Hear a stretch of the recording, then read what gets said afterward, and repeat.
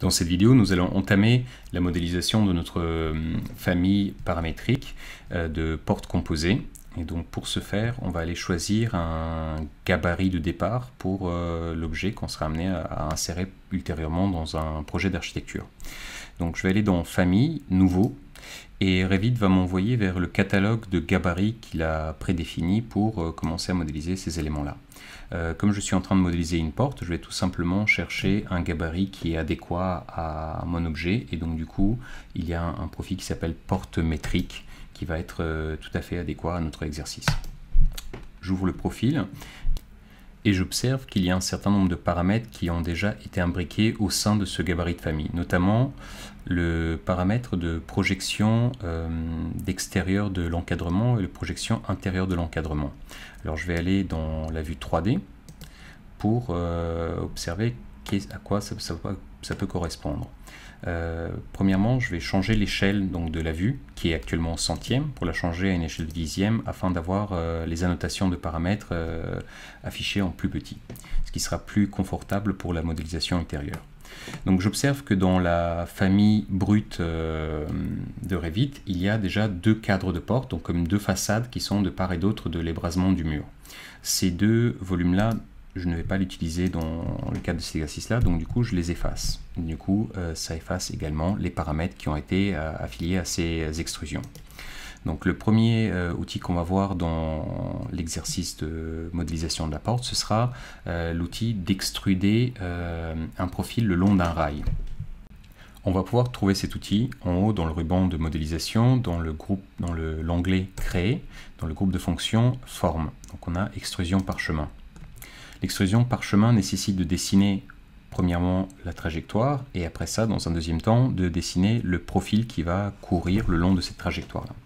Donc pour le dessin de la trajectoire, on va cliquer sur esquisser la trajectoire et après ça définir un plan dans lequel on va dessiner cette trajectoire-là. Dans mon cas, je vais choisir le nu extérieur du mur. Donc du coup, je vais choisir définir le plan de construction. Et là, j'ai une invite de commande qui me demande de choisir le plan de construction. Il est possible de le choisir manuellement dans l'outil de navigation, mais également d'utiliser les plans de construction qui existent préalablement dans le gabarit de la famille. Donc ce qui m'intéresse actuellement, c'est celui qui s'appelle plan de référence extérieur, puisque ce sera le plan qui sera collé à l'extérieur du mur.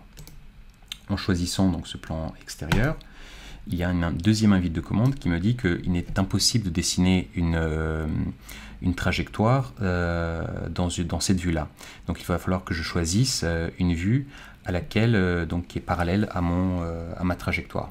Donc l'élévation extérieure, par exemple, est une vue adéquate. Je dis ouvrir la vue. Et je me retrouve donc du côté extérieur du mur. Et là, il va falloir juste que je dessine cette nouvelle trajectoire qui est en fait constituée de ces trois traits, donc alignés sur l'embrasure dans le mur. Il va falloir également, afin que la porte soit paramétrique, que cette trajectoire puisse être adaptative par rapport aux futures largeurs à venir de cette porte-là. Actuellement, on part sur une largeur de 1 mètre, mais si cette largeur-là est modifiée, il va falloir que ces traits-là puissent être collés à la nouvelle embrasure. Donc pour ce faire-là, il va falloir les verrouiller sur les plans de construction qui s'appellent donc du coup gauche, droite ou centre. Pour ce faire, donc, je vais utiliser l'outil aligner, qui est au-dessus dans le ruban, et je vais aligner au plan de référence qui s'appelle droite cette arête-là. Et donc il y a un cadenas qui apparaît au moment de la validation d'alignement. Il va falloir que je verrouille ce cadenas-là. Je vais faire la même chose pour la deuxième arête, et la même chose pour la troisième arête sur le bord numéro 3. Et je vais valider donc du coup la modification de ma trajectoire.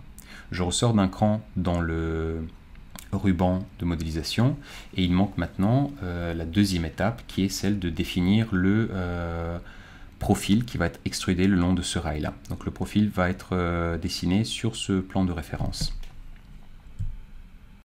Pour dessiner le profil, il va falloir que j'aille donc du coup de nouveau dans le ruban et aller sélectionner modifier le profil.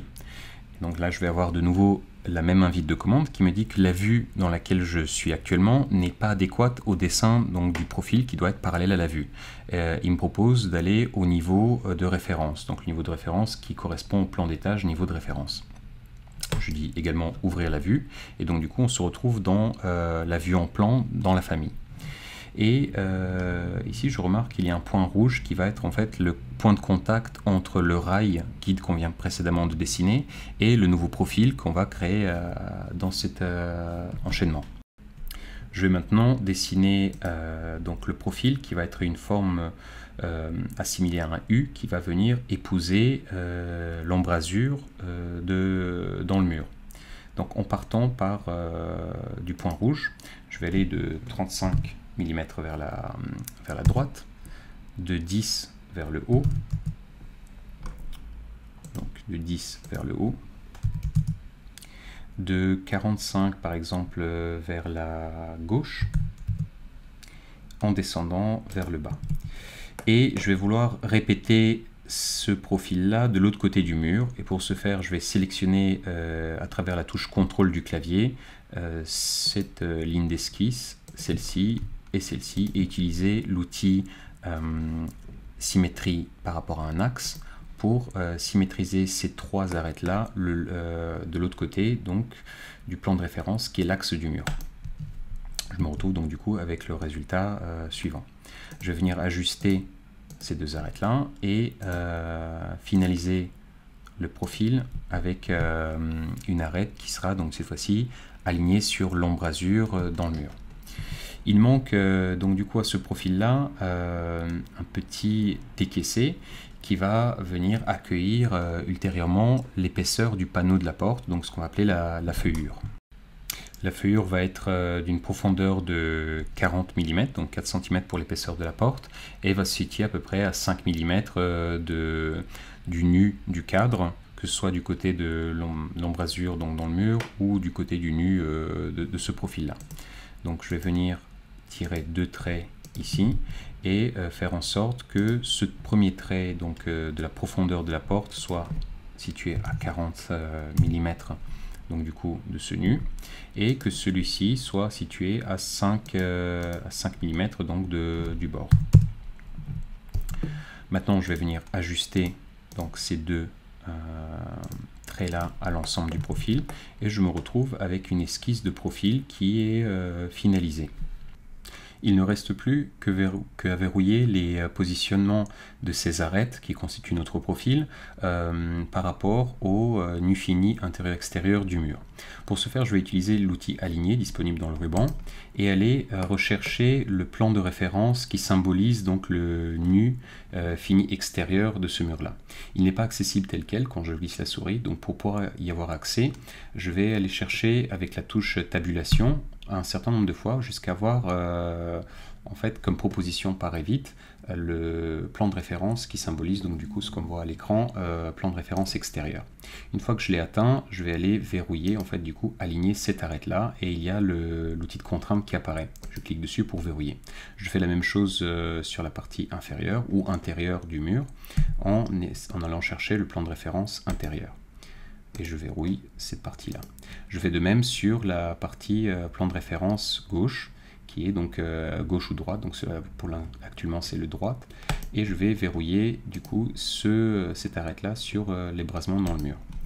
Maintenant, je sais que ces trois arêtes-là vont bouger quoi qu'il arrive dans les modifications de l'ouverture dans le mur, mais j'ai besoin également de figer le positionnement, donc par exemple 5 mm ici et 10 à cet endroit-là, des éléments extérieurs de ce profil-là.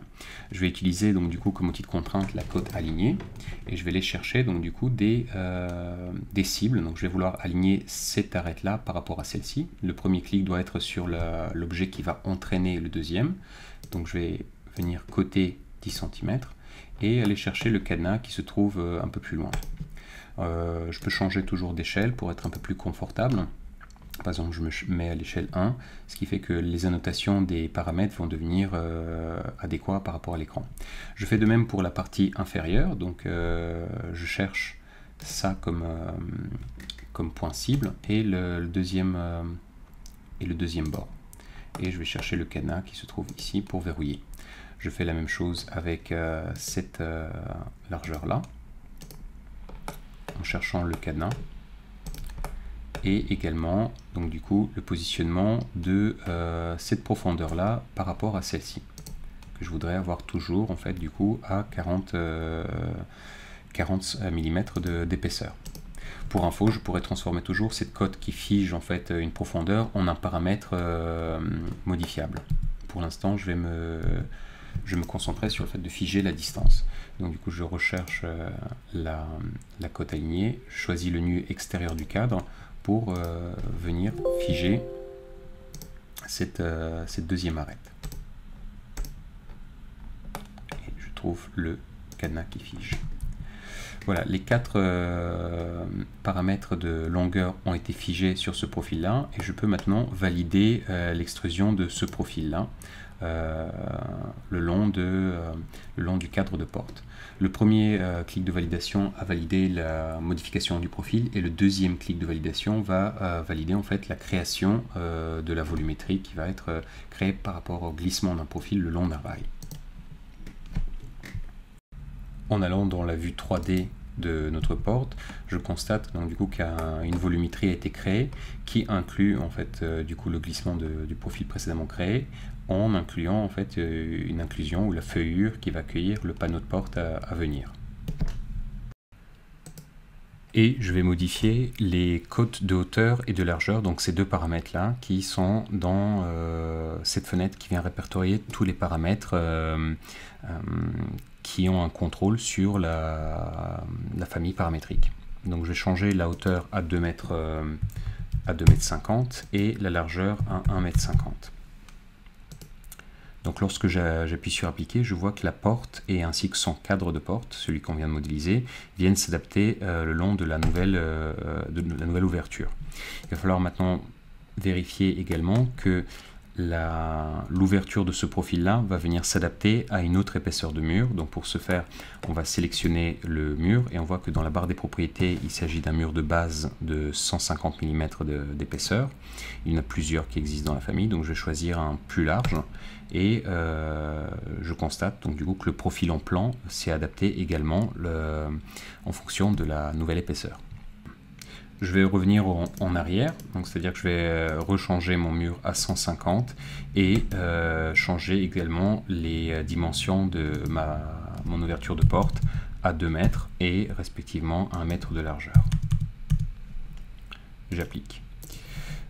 Voilà, donc du coup on a créé le cadre de porte. Dans la prochaine vidéo, on va voir comment on va créer un panneau de porte qui va venir s'imbriquer dans cette famille de portes. Donc on aura à ce moment-là la notion de famille, de plusieurs familles imbriquées l'une dans l'autre. Avant de passer à la prochaine vidéo, cela dit, il va falloir enregistrer cette famille. Donc on fait fichier, enregistrer sous, et à ce moment-là, donc on l'enregistre sous le nom d'une famille. Et moi, je vais trouver un endroit facile d'accès sur le bureau de mon ordinateur, par exemple. Je vais lui donner un nom concret. Dans le cadre de cette formation, je l'appelle F3DF, par exemple, porte composée.